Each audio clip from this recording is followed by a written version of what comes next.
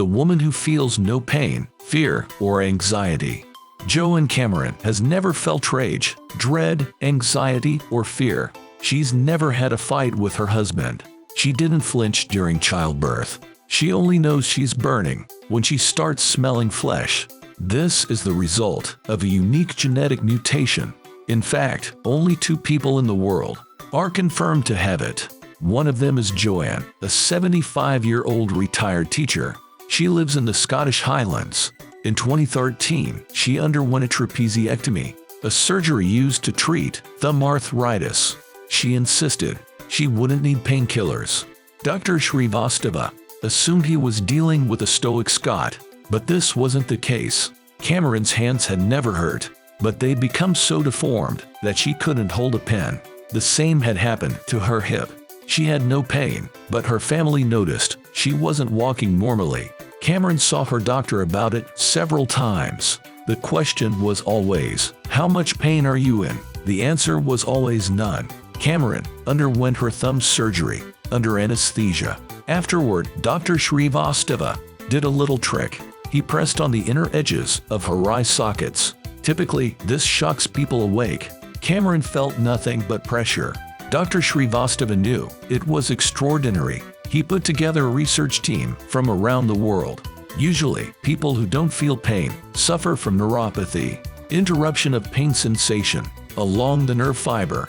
There are also people whose neurons stop working.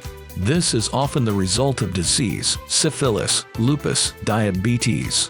But Cameron has none of those things. She can feel all sensations other than pain. Therefore, the answer lies in genetics. Scientists link specific gene mutations to pain and sensitivity.